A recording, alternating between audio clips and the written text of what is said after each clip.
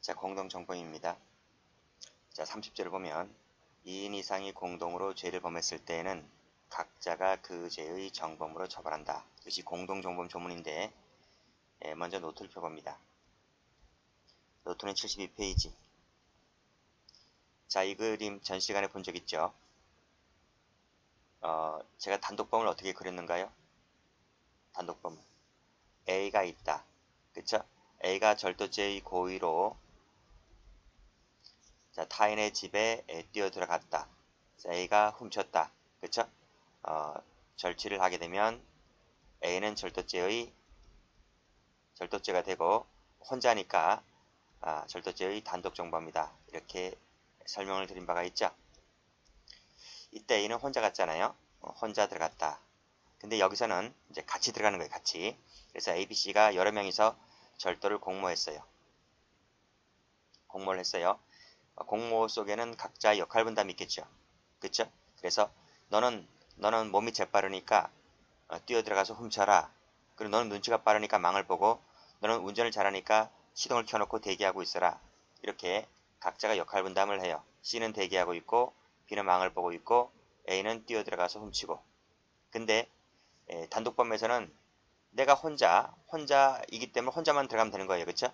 근데 A, B, C는 공모를 했기 때문에 이 A, B, C가 한 몸체라는 거예요. 한 몸체. 그래서 이 그림에서 보듯이 A, B, C는 하나의 몸뚱아리다. 하나의 몸뚱아리다. 이런 말이. 그래서 이 중에서 하나가 뛰어들어갔죠. 뛰어들어가게 되면 이 몸뚱아리는 이렇게 확대되는 거. 확대되는 거. 그래서 내 몸의 일부가 뛰어들어가게 되면 이 전체가 한 몸체이기 때문에 A가 훔치게 되면 B도 훔치게 되는 것이고 C도 훔치게 되는 거예요. 그렇죠? 그래서 이 밖에서 망을 보고 있거나 대기하고 있는 자도 이 다른 사람의 행위를 이용해서 여기서는 A가 뛰어들어갔잖아요. 그 A가 물색을 하고 취득하는 이 A 행위를 이용해서 자신의 절도를 실현한다 하는 것입니다. 이것이 바로 뭐다? 기능적 행위지배다. 이렇게 보시면 돼요. 각자가 맡은 역할 분담에 따라서 비록 내가 하고 있는 것은 망 보는 것밖에 없지만 내가 망을 보험으로 인해서 A는 마음 놓고 뛰어들어가서 훔칠 수 있는 거예요. 그렇죠? 자, 그래서 이것이 내가 비록 일부만 실행하고 있다 할지라도 절도라는 전체에 대해서 책임을 진다고 해서 일부 실행 전부 책임 원리가 바로 공동정범에서 차지하는 역할이다. 이런 말입니다. 이것을 다른 말로 기능적 행위 지배를 했다라고 하는 것이 바로 공동정범인 거예요.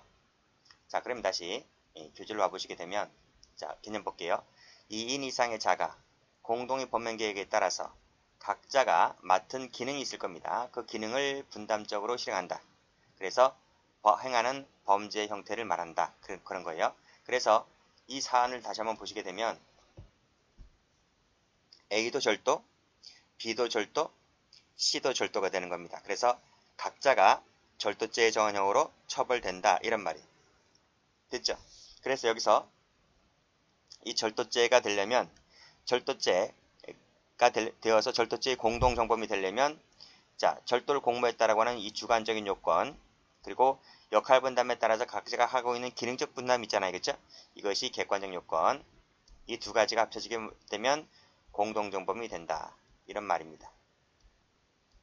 그래서 밑에 성립요건 나와 있죠? 성립요건을 보게 되면 주관적 요건으로서의 공모와 객관적 요건으로서의 공동가공의 사실, 역할 분담에 따른 공동가공의 사실을 있으면 이 두 가지가 합쳐지게 되면 절도죄가 성립을 했다. 이렇게 공동정범이 성립을 했다. 이렇게 보시면 돼요. 자, 됐죠? 다시 한번 교재 와보시게 되면요. 자, 2번 체크하시고 공동정범은 내가 하고 있는 것이 비록 일부지만 전부에 대해서 책임을 진다는 일부 실행 전부 책임 원리가 적용된다. 라고 보시면 됩니다. 자, 밑에 역할 분담에 따른 기능적 행위 지배란 말 나와 있죠? 자, 일부만 했다 하더라도 전체에 대해서 책임을 진다. 갑과 을의 강도를 공모하였고 갑은 권총을 겨누고 을은 돈을 뺏었다고 했을 때 둘 다 뭐가 됩니까? 강도죄의 공동정범이 되는 거예요. 자, 됐죠? 자, 밑에 판례 볼게요. 자, 판례 최신 판례인데 별표 한번 쳐볼게요. 여기서 1번 마지막 줄 보시게 되면 밑에서 세 번째 줄 따라서 앞에서 끊어보세요. 여기까지는 비록 판례는 최신 판례이긴 하지만 여기까지는 종전에도 많이 판례가 나왔던 거예요. 그걸 다시 한번 재인용하고 있는 것이고 최신 판례는 마지막이 최신 판례입니다. 자, 보겠습니다. 30조가 말하고 있는 공동정범은 자, 밑에 줄 범행을 분담함으로써 각자가 구성요건을 실현했다 했을 때 그 각자가 전체에 대해서 정범으로서의 책임을 지게 되는 것이다. 이러한 공동정범이 되려면 뭐가 있어야 한대요? 주관적 요건으로서의 공동가공의 의사, 동그라미 1번, 이게 다른 말로 뒤에 나오지만 공모입니다. 그리고 옆에 객관적 요건으로서 공동의사에 따른 기능적 행위 지배를 통한 범죄 실행 사실, 그쵸? 이 부분이 밑줄자 것이고 이 부분이 객관적 요건인 거예요.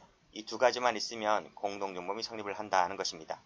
이때 이 공동가공의 의사는, 즉 공모는 빨간색으로 일체 동그라미, 일체형이 되어야 한다는 거예요.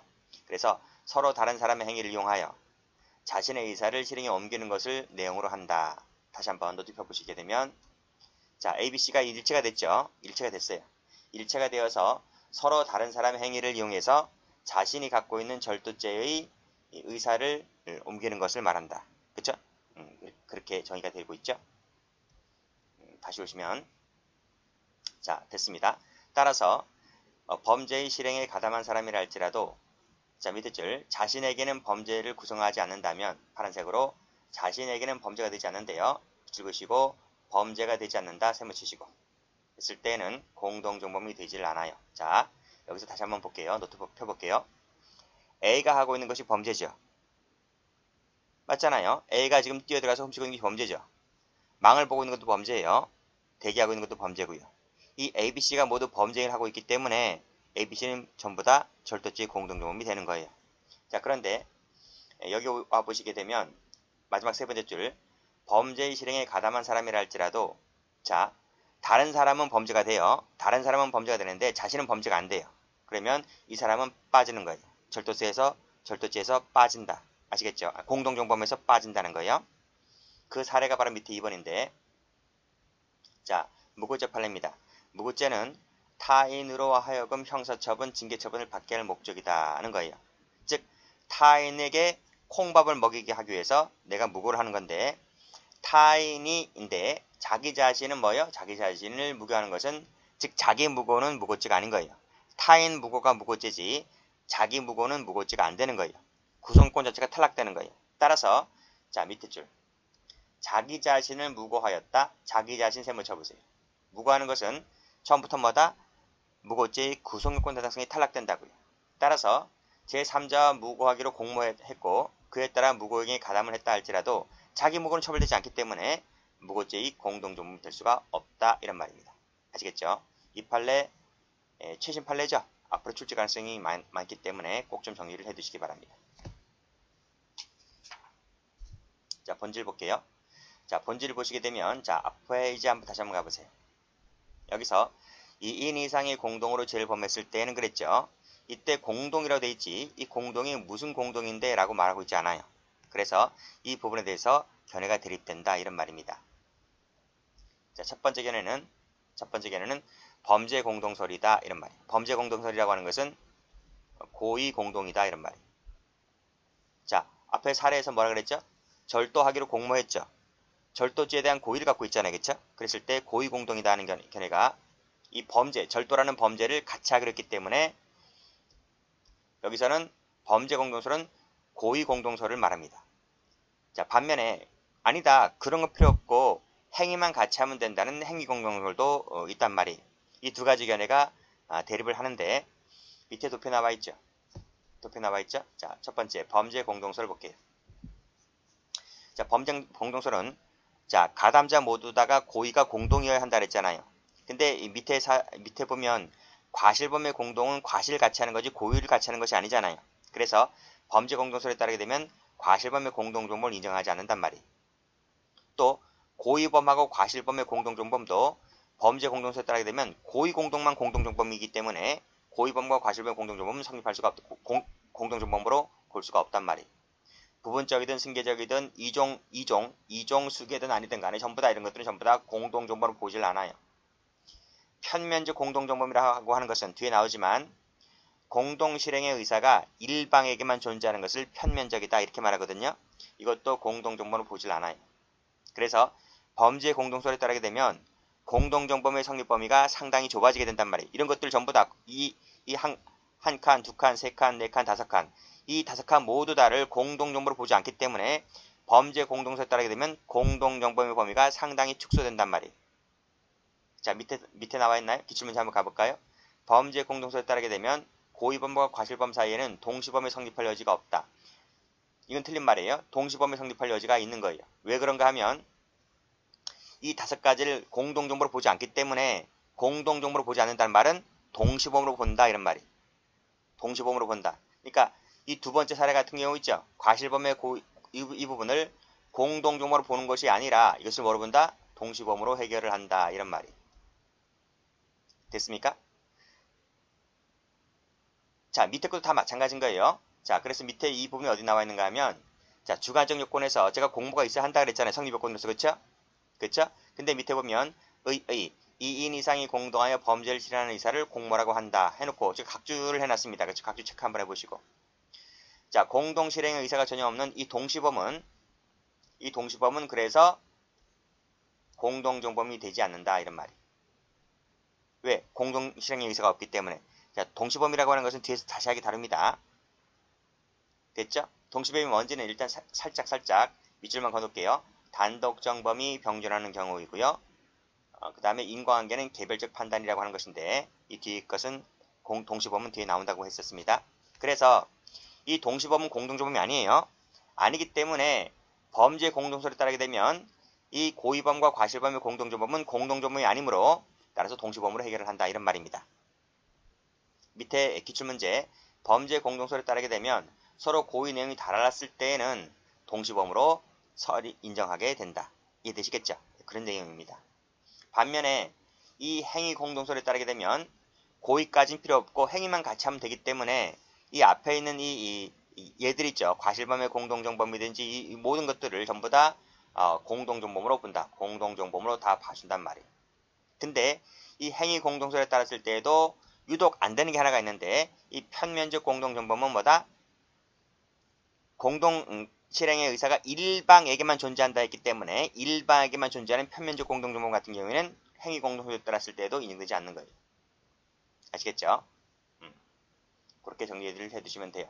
자, 그러면 자 여러분들이 범죄 공동소하고 행위 공동소를 공부를 했잖아요. 그러면 우리 판례는 어떤 취지일까요? 우리 판례는 범죄 공동소일까요? 행위 공동소일까요? 근데 이제 옆에다 제가 판례라고 안 적어놨잖아요. 그렇죠? 우리 판례는 앞에서 나왔잖아. 앞에서 뭐라고 나와 있어요? 여기 나와 있잖아요. 기능적 행위 지배라고. 그렇죠? 그래서 우리 판례는 뭐를 취한다? 공동정범의 경우에 있어서 기능적 행위 지배서를 취한다 이런 말이에요.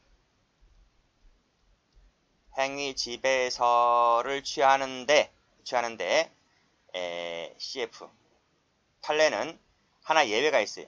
기능적 행위 지배설이 주된 것인데 요 밑에 나와 있죠. 요 밑에 과실범의 공동정범에 있어서는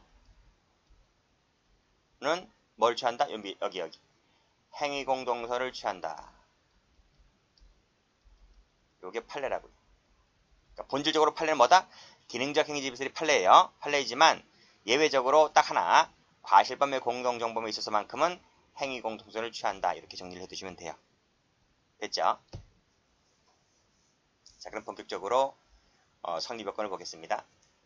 자, 첫 번째 주관적 요건으로서 공모가 있어야 된다. 다른 말로 어떻게 표현하는지 잘 봐두세요.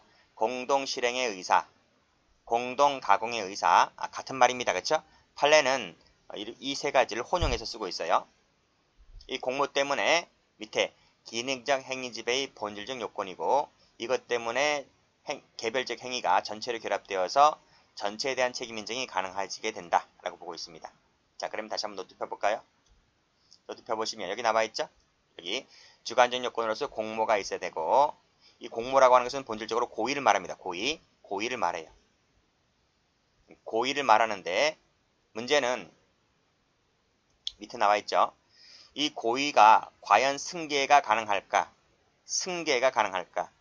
두 번째는 분명 공모라고 하는 것은 고의를 말한다 했는데 이게 과실도 가능할까? 이 두 가지를 이제 따로 배우겠습니다. 따로 배우겠습니다. 그리고 나서 이 주관적 요건으로서 공모 관련해서 의의를 볼 것이고 내용을 볼 것이고 방법을 볼 것이고 연락 시기를 이제 하나씩 볼 거예요. 그리고 이 공모라고 하는 것은 공동 가공의 의사라 그랬잖아요. 그쵸? 여기 이 사례에서 보았듯이 공모를 한다 할 때 야 너는 훔쳐라 나는 망을 볼게 나는 대기할게 라고 서로 의사연락이 있어야 되잖아요. 의사연락이 있어야 되는 것이기 때문에 의사연락이 없는 즉 일방에게만 그 공동 가공 의사가 존재하는 이 편면적 공동정범이라고 하는 것은 공동정범이 아닌 거예요. 왜? 이건 의사연락이 없기 때문에. 그것이 판례입니다. 학설이고. 자, 이게 끝나면요. 두 번째로서 이제 객관적 요건을 볼 텐데 객관적 요건을 다른 말로 공동 가공의 사실, 공동 실행의 사실 이렇게 불러요. 이게 있을 때 공동정범이 성립하게 되는 것인데 자, 요 공동 가공의 사실이 없는 밑에 나와 있죠? 공동 가공 사실이 없는 공모만 한 공동정범이 인정될 수가 있을까를 배울 것이고요.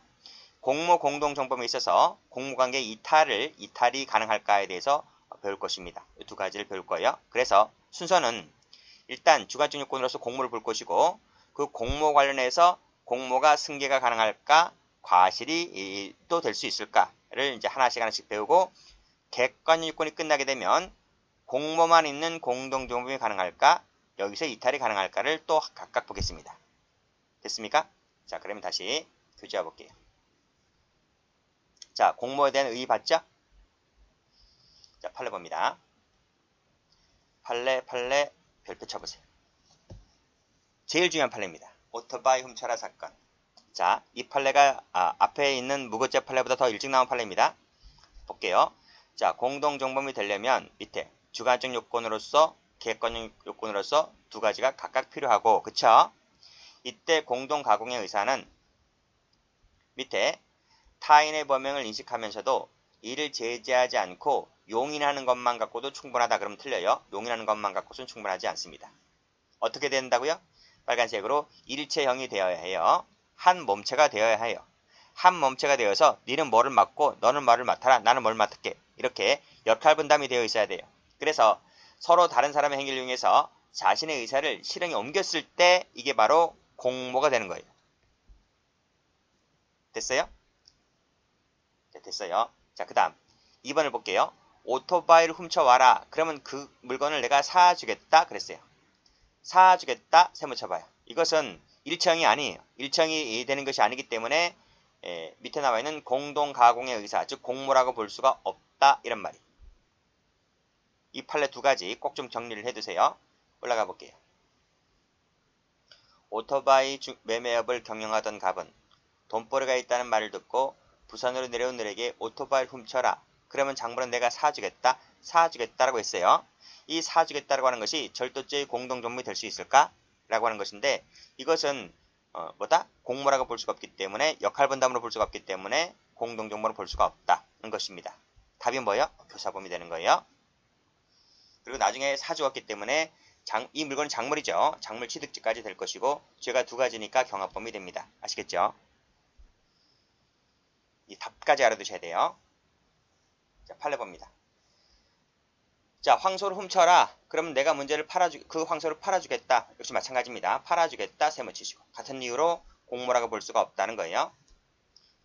캠코더를 밀수입해라. 그럼 내가 팔아주겠다. 팔아달라. 세모치시고. 이런 것들도 공모라고 볼 수가 없다는 겁니다. 자, 3번. 자, 쭉 읽어보시고요. 아무런 말도 없이 창밖만 쳐다보았으므로 나는 동의한 것으로 알았다. 자, 창밖만 세모칩니다. 쳐다봤을 때 이것은 횡령죄를 같이 하자는 얘기가 아니거든요. 그래서 공모라고 볼 수가 없다는 것입니다. 자, 4번. 자, 일행을 한 사람씩 강간하자는 피해자 일행의 제의에 대해서 아무런 대답도 하지 않고 따라다녔다. 대답도 하지 않고 따라다녔다. 세모치시고. 또 일체의 신체적 접촉도 하지 않았다. 세모치시고. 라고 했을 때 강간죄를 같이 하자는 얘기가 아닙니다. 그래서 강간죄의 공동정범이 되지를 않습니다. 다음 자, 진료비가 과다 징수되고 있다는 사실을 종합병원 병원장이 대충은 인식했어요. 대충의 인식, 대략 세무치시고 인식은 있었다. 이게 무슨 얘기죠? 앞에 나와 있는 자, 단순히 용인하는 것에 그쳤다는 거예요. 용인하는 것에 그친 것은 공모가 아니에요. 일체형이 되었을 때 공모가 되는 것이지 단순히 용인만 하고 있는 것은 공모라고 볼 수가 없다는 것이.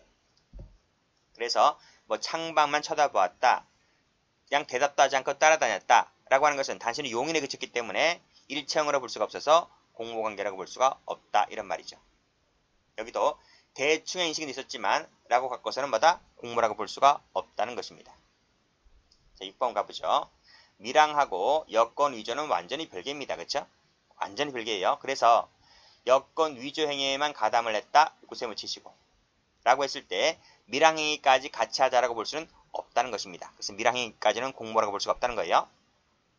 7번 피고인이 영화 제작이나 상영 등 준비 행위에 관여를 안 했어요. 밑에 대관 계약을 체결한 당사자도 아니에요. 라고 했을 때 마지막에 위 영화를 공연윤리위원회 심의 없이 영화를 상영한 공범이라고 볼 수는 없다. 이렇게 보았습니다. 됐죠?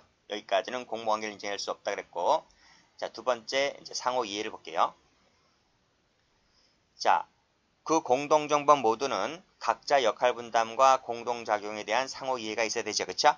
그렇기 때문에 일방에게만 존재하는 편면적 밑줄 X는 공동정보이라고 부르지 않는 거예요. 밑에 판례 별표. 자, 이 편면적 공동정보이 밑에 나오죠? 파란색으로 일방의 가공의사만 갖고서는 일방 세모치시고. 이게 뭐예요? 편면적 공동정보이에요. 이것은 공동정보로 볼 수가 없다는 게 판례. 이 판례 출제 잘 됩니다. 자, 그러면 밑에 공모관계를 인정했던 거 가볼게요. 역할 분담이 되면 전부 다 공모를 인정해 주는 판례들입니다. 빨간색 들어보시고 어떤 놈은 제공하고 어떤 놈은 환전해줬죠. 역할 분담을 하고 있죠. 그랬을 때 게임 산업진흥에 관한 법률 위반죄의 공동정범이 됩니다. 2번 어떤 놈은 제공하고 어떤 놈은 환전해주고 어떤 놈은 추가 할인해준다는 역할 분담이 있죠. 그렇죠? 그랬을 때 사행위 규제에 관한 법률 위반죄의 공동정범이다 하는 판례입니다. 어떤 놈은 횡령행위를 주선하고 어떤 놈은 그 처분행위를 적극적으로 종용했고 각자 역할 분담이 있죠? 그랬을 때 대표이사의 횡령행위에 가담한 공동정범이 된다. 다음 4번 볼게요. 자, 부하들이 흉기를 들고 싸움을 하고 있던 도중에 두목급 수괴가 나타납니다. 모습을 나타나서 뭐라 그럽니까? 전부 죽이라 동그라미 치시고 라고 했다는 거죠. 그랬을 때 이 두목도 뭐가 됩니까? 두목급 수괴도 살인죄의 공동정범이라는 것이 판례입니다. 나름대로 역할 분담을 하고 있다는 거예요. 부하들은 흉기를 들고 사람을 칼로 찔러 죽이는 역할을 하고 있는 것이고 두목급은 나타나서 전부 죽이라고 해서 그쵸? 그 행위 자체가 부하들의 행위에 큰 영향을 미치는 역할을 하고 있는 거잖아요. 그쵸? 그렇기 때문에 이 두목급도 비록 찔러 죽이진 않았지만 살인죄의 일부 실행 전부 책임 원리에 따라서 살인죄의 죄책을 진다는 것이 판례입니다. 5번 피고인이 전화통화를 하면서 을에게 그래요. 내 남편을 목 졸라 죽이라. 이 처가 자기 남편 죽이라고 하는 겁니다. 살인청법죄를 불러서. 자, 이때 목을 졸라 죽여라 동그라미 라고 하는 조언을 했다라고 했을 때 이것도 역할 분담을 했다는 겁니다. 그래서 이 살인청법자가 그 피고인이 한 지시대로 목을 졸라 죽였다라고 했을 때 둘 다 뭐가 된다? 살인죄의 공동정범이 된다는 것입니다. 그쵸? 이 두 가지를 한번 묶어볼까요? 두 가지는 공동정범 판례예요. 이때 교사범 아닙니다. 교사범 아니고 종범 아니에요. 종범이 아니다. 밑에 5번을 보면 목을 졸라 죽이라고 조언했지.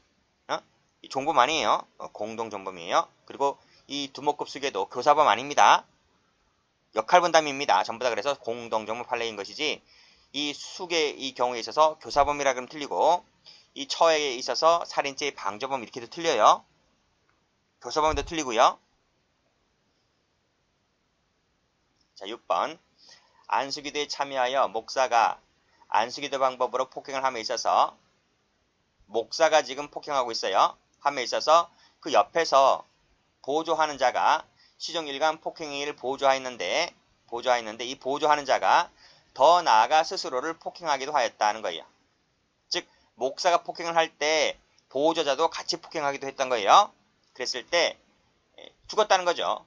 죽었죠. 폭행치사죄가 되는 거죠. 목사도 폭행치사죄가 되고 보조자도 폭행치사죄가 되는 것인데 명시적인 공모관계는 없었다 할지라도 무기항모로서 묵시적으로 의사가 상통했다 이렇게 볼 수가 있는 거예요. 누가 묵인한 거예요? 목사가 묵인한 거예요. 목사가 때리고 보조자도 때리고 그럼 목사가 말려야 될 거 아니에요. 아니면 보조자가 말려야 될 거 아니에요. 서로 간에 서로 때려서 사망하게 할 정도로 때렸다는 것은 상당히 심하게 때렸다는 거잖아요. 그럼 서로 간에 말릴 수가 있는데 그걸 말리지 않았다는 거예요. 서로 간에 묵인을 했다는 겁니다. 그 묵시적인 의사가 상통했다는 것 때문에 둘 다 뭐가 된다? 폭행치사죄의 공동정범이 되는 것이다. 이런 말이에요. 7번 볼게요. 특수강도의 범행을 모의했다면 무슨 죄가 될 것 같아요? 그래, 특수강도죄의 공동정범이 되지 뭐가 돼요? 근데 이것을 공모자들이 강취해온 작물 처분을 알선했다고 했을 때 알선했으니까 알선죄 되겠네? 라고 하면 틀려요. 알선죄가 안 돼요. 우리 작물죄 할 때 배우지만 작물죄의 주체는 정범 이외의 자가 주체가 됩니다. 이건 정범이 되었기 때문에 정범은 작물죄가 나올 수가 없어요. 작물죄까지 된다 그러면 틀려요. 이팔로 조심하셔야 돼요. 자, 다음 딱지엄을 발행하였고 매매를 했다. 발행과 매매를 각각 했다는 겁니다. 그렇죠? 그러면 누군가는 발행을 했고 누군가는 매매를 했다는 거예요. 그렇죠? 역할 분담이 있기 때문에 공모관계가 인정된다는 것입니다. 여기서 딱지엄의 전전 유통 경로나 중간 소지인들 김항범을 몰랐다 하더라도 상관없어요. 딱지엄이 뭔가요? 사기를 목적으로 발행하는 어음을 딱지엄이라 그래요. 자, 8번, 9번 묶으시고 8번, 9번도 딱지엄이죠. 딱지엄을 어떻게 했다고요? 그 딱지엄 밑줄그시고요. 발행했대요. 발행한 놈이 있고 그 다음에 유통시킨 놈이 따로 있어요. 그랬을 때 둘 다 뭐가 된다? 사기죄의 공범이다. 이렇게 보시면 돼요. 됐죠? 그 다음 10번 볼게요. 10번은 우리 강론책 할 때 배우는데 허위 작성된 유가증권을 피교부자가 유통한다는 사실을 알면서 교부하게 되면 행사죄가 돼버리죠. 그 자에게 주는 것 자체가 이 교부하는 것 자체가 뭐가 돼요? 행사죄가 되는 거예요. 자, 이놈이 이걸 받았죠. 그 피교부자가 이걸 받았죠. 이걸 받아가지고 어떻게 했습니까? 받아가지고 얘가 행사를 했잖아요. 행사를 했어요. 행사를 하면 이 피교부자가 행사했으니까 야도 행사죄가 되잖아요. 피교부자에게 준 것도 행사죄가 되잖아요. 그럼 뭐가 됩니까? 둘은 뭐가 돼요? 행사죄의 공동정범이 되는 거예요. 이렇다고요. 밑에다 한번 해볼까요? 밑에다 그림 그려볼게요. 자, A가 있어요. B가 있고 이 사람이 뭡니까? 이 사람이 허위 유가증권 작성죄가 돼요. 일단 이 사람은 허위 유가증권을 작성한 사람이에요. 자, 이 상대방이 B죠. 상대방이 B인데 이 B에게 허위 유가증권 작성한 것을 이 사람한테 교부를 해요. 교부를 하는데 교부할 때 이 사람의 인식에는 뭐가 있었어요? 자, 내가 저놈한테 주면 이놈은 분명히 이걸 유통시킬 거야 라고 인식하면서 준단 말이에요. 그쵸? 그러니까 유통시킨다는 것을 인식해요. 인식하고 얘한테 주는 거예요. B한테 주는 거예요. 그럼 이 자체가 뭐가 돼요? 이 자체가 바로 행사죄가 되는 거예요. 이해되시죠? 그럼 A는 죄가 뭐가 되는 거예요?